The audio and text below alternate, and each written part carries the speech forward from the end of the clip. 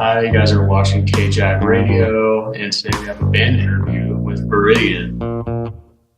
Hey. Hi. Can you guys introduce yourself again for people who don't know? Yeah, so my name's Angelita. I play the drums. I'm Olivia. I sing. And I'm Zach. I'm the bassist. And we also So, have Ross, our guitarist, but he's feeling down today. He's a little sick, so. yeah, it feels better. Yeah, I know. Got a few days. So how's the band doing this morning? Pretty good. I think generally, we're all kind of busy bees outside of doing band stuff. Like we obviously like we work and have jobs and other projects we work on. So today's a little packed after this. For sure. Pretty good. Zach's Ooh. got his wheat thins. Yeah. Yeah. I wouldn't be eating, but Hashtag not spawn. wheat thins get soggy, man. Gotta finish them. Finish them. It's like ASMR. Like just Yeah. I'm trying to chew softly. we're having an interview, but also wheat thins. Yeah, Viridian ASMR. Oh yeah. So I was wondering if you guys could talk about the band's formation. I read that you guys formed from an IKEA trip, and I was wondering what the story was behind it. For sure. I remember Ross coming up to me and being like, "Hey, I like really want to start a band," and I was like, "Cool, man. Like, I hope you do that. That sounds so cool." And he's like, "Well, I have a couple of like people in mind, and I want us to all go to like IKEA and just like talk about it, you know." And I was like, "Sure, yeah, that sounds fun. I'll join, you know." And we get there, we go through like the little showrooms, and then we go to the like where you go eat in the dining hall, and we all got sweet balls, and Yeah. No, that's what we did. It's funny, like me and Ross really like IKEA. yeah. Like we've both like taken girls to first dates at IKEA before. Like before we had met each other, we had both done that. Yeah.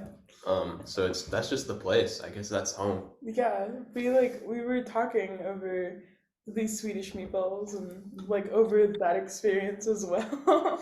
And he was like, "Guys, like what if we just do it? Like we just like we get together and we make music that like is not any specific genre, but like we just have a lot of fun and and we were just like in this IKEA right now, a band has formed."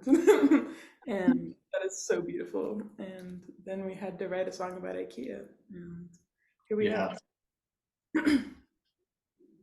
It's been like 2 years? We've Yeah. been back since. Yeah, 2 years. I wish we got a table or something to commemorate the We occasion. we did get a rug to commemorate Oh, the we did. occasion. You're right. And now Yeah. it's in our practice space. It's the IKEA rug that we love dearly. And we sometimes bring it to shows.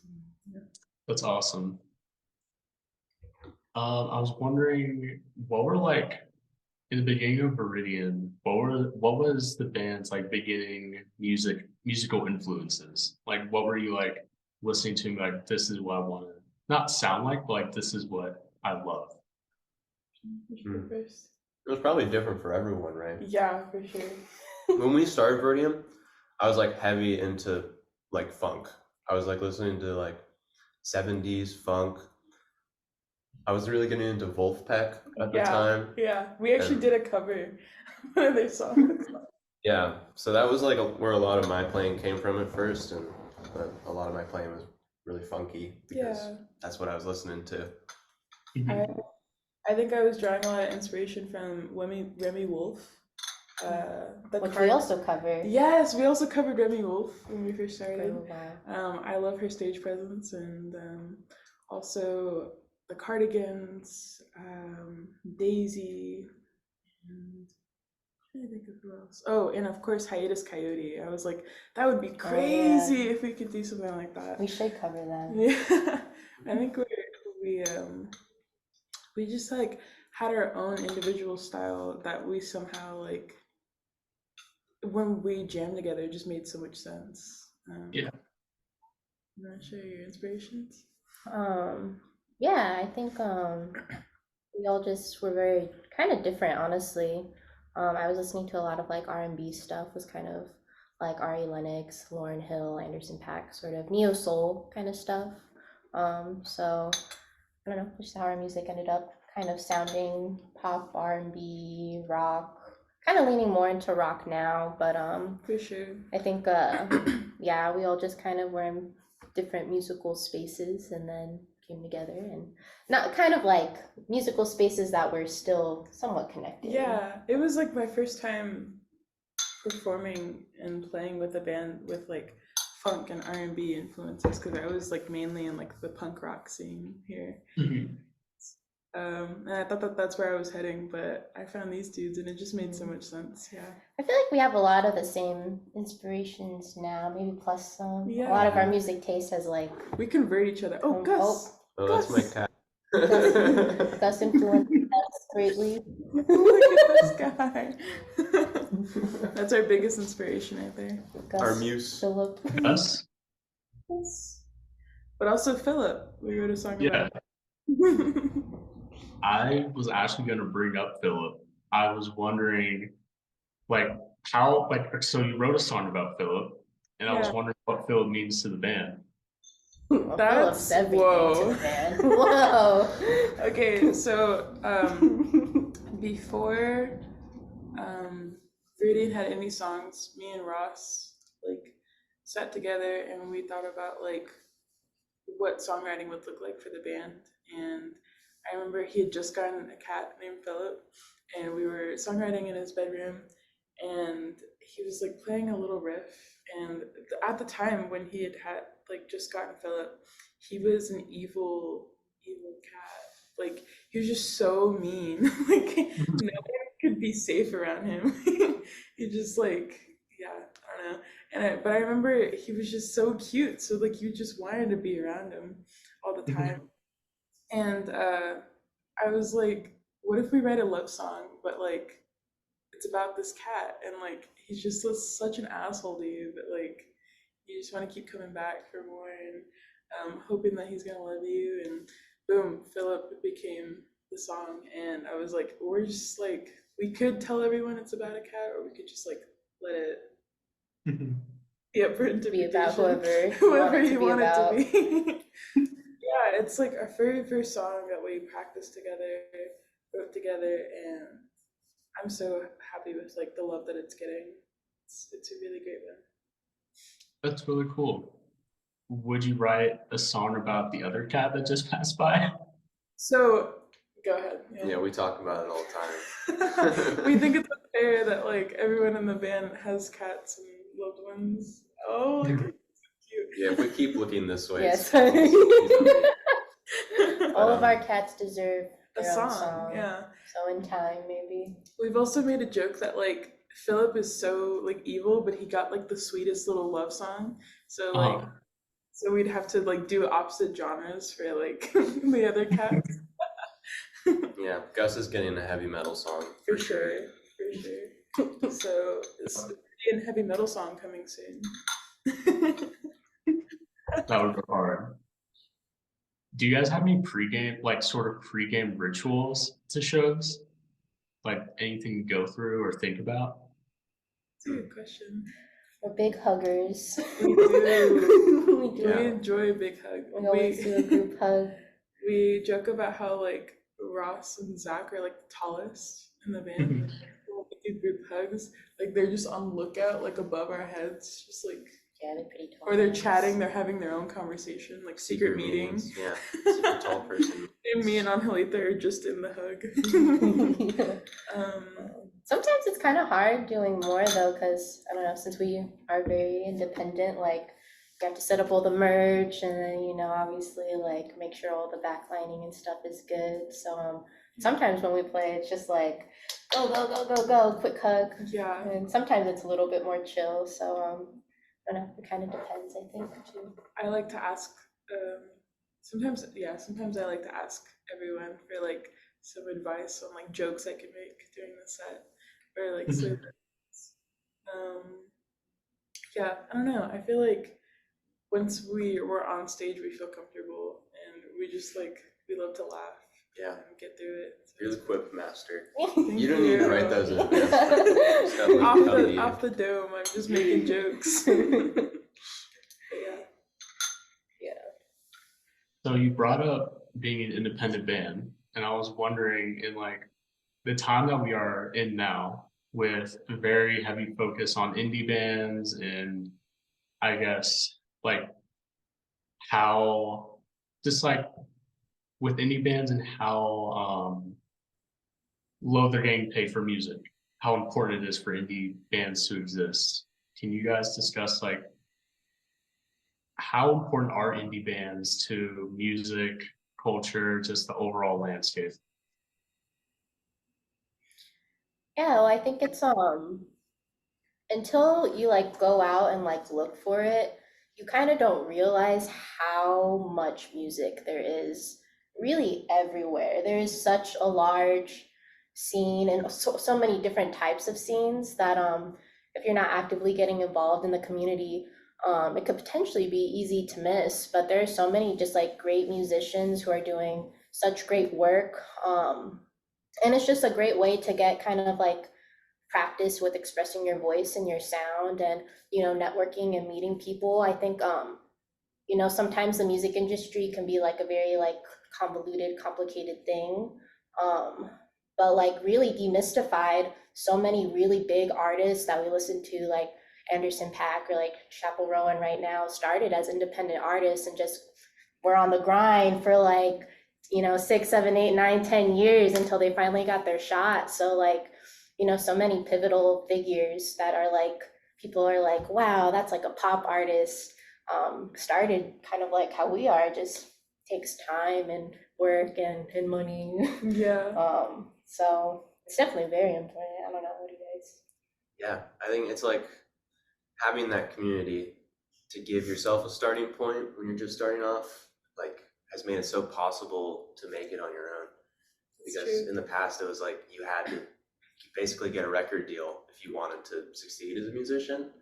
And now, even though streaming services don't pay very much and there's a lot of questionable things about it, it does allow us to share our music with the world and be independent. Without having that big, without reaching out to the man. Yeah.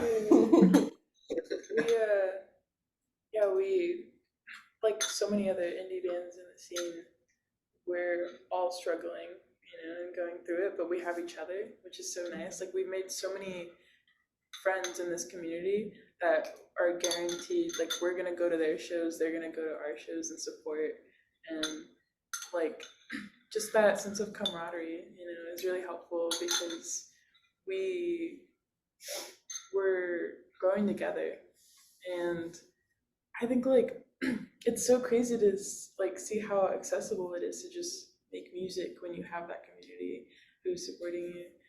And it's also like good for like people who aren't musicians, because like those Taylor Swift tickets and those Bad Bunny tickets, like you can go to a show in Phoenix pretty much any day of the week for less than $20.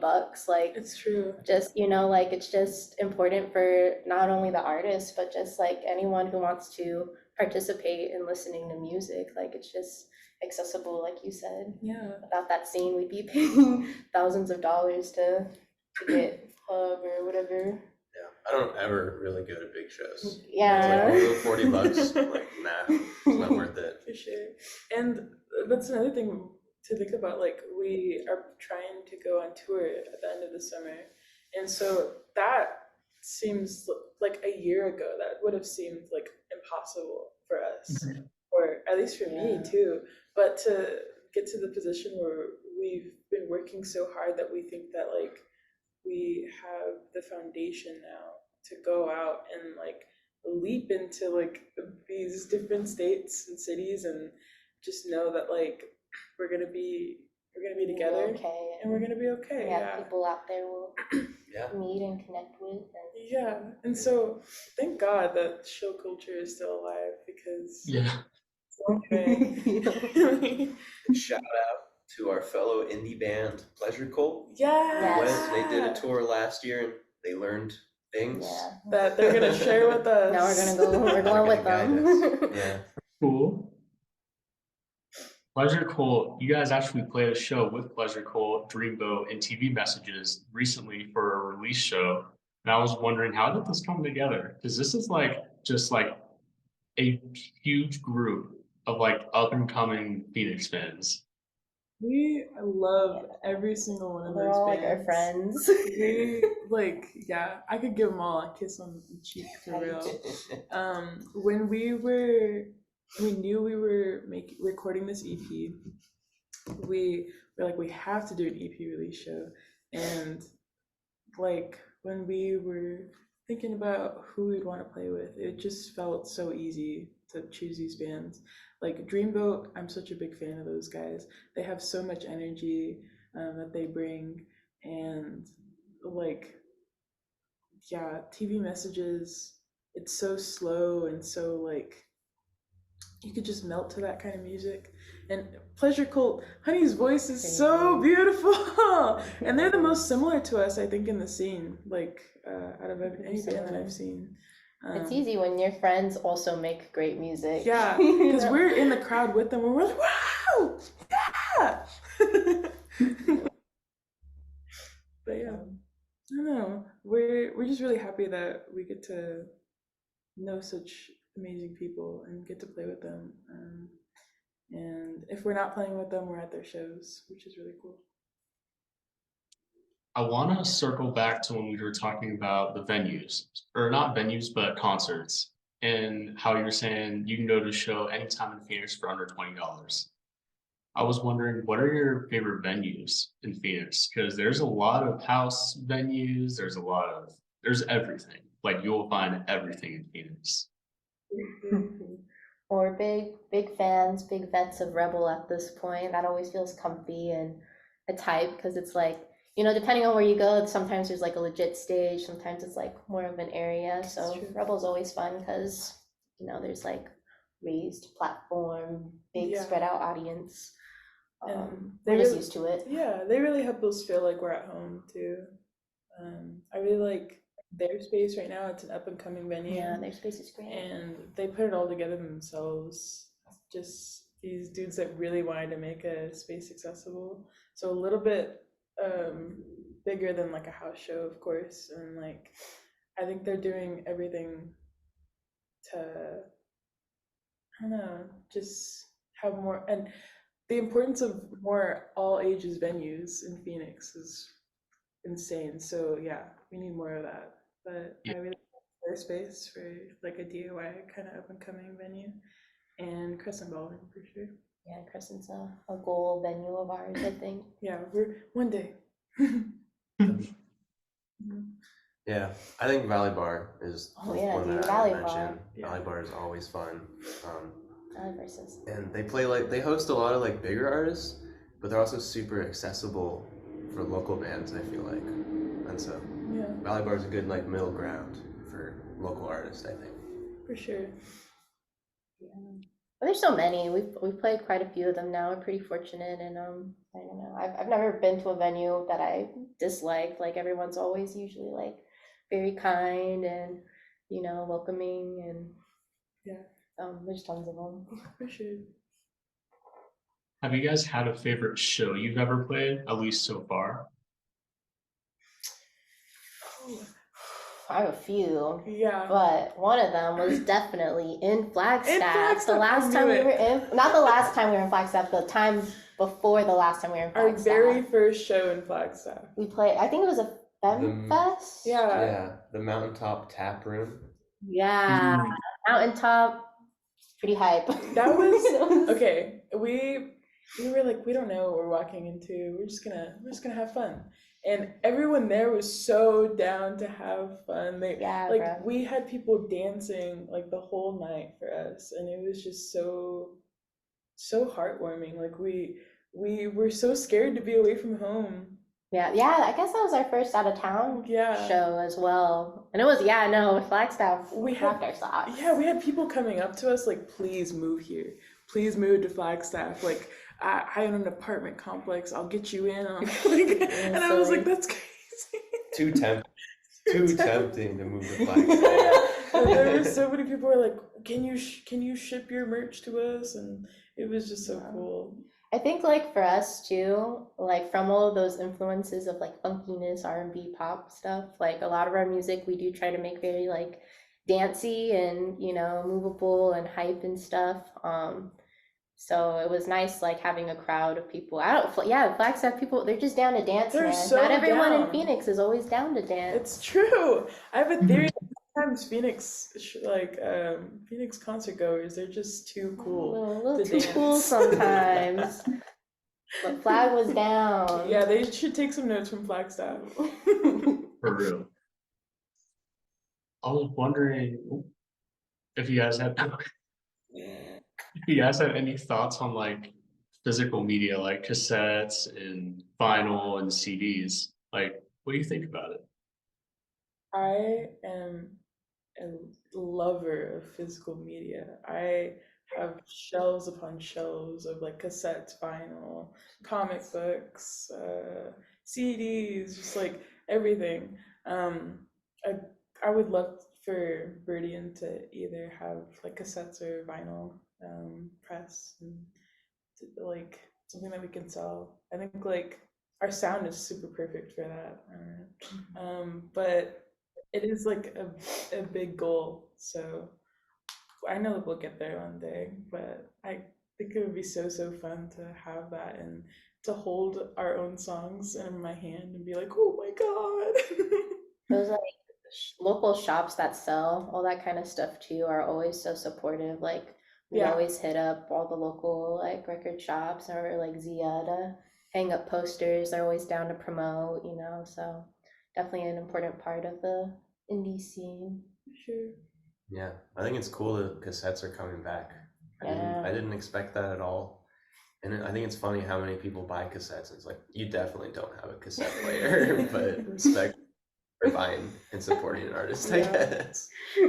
If I see a local band that's selling that, I immediately have to grab, because like I know how much it took to probably like even make those possible. That was just cool. Yeah, Cassettes are It's just cool. Yeah. You fall into that like trinket category that just like exactly. you can sell trinkets so easy I just when you're a want band. them. People want Yeah. little goodies, little knickknacks. Yeah, So feels so personal rather than like streaming. Yeah. And it's like you're like what you said, you're holding the art in your hand. Like it's there. You can read the liner notes, like it's all there. I have one last question for y'all. So you released your self-titled EP last year, and I was wondering, what can fans expect this year? oh shoot. Well, we're releasing another EP. It's pretty exciting. Yeah.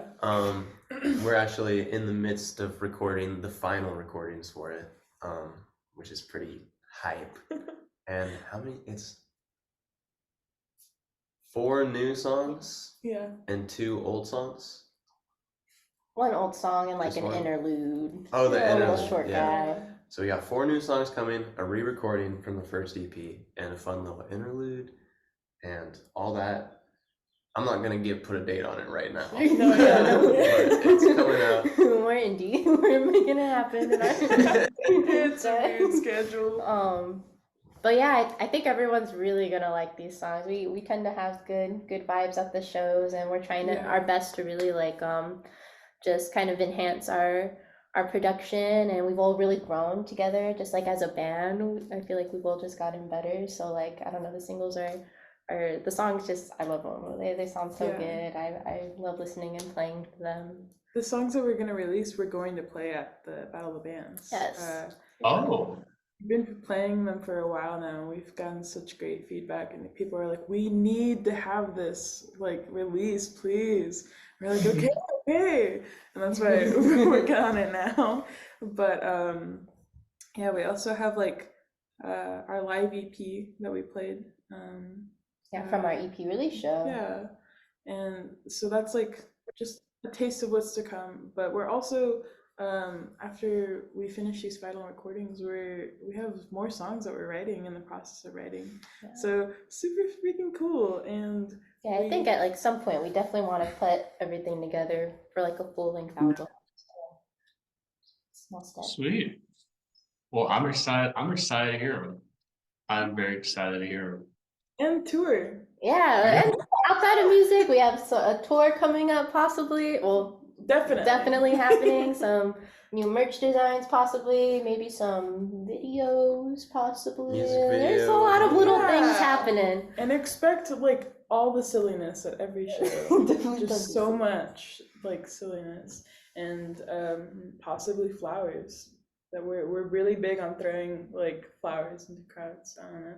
Only done it twice, but I'll go on a limb and say that's definitely gonna happen more in the future.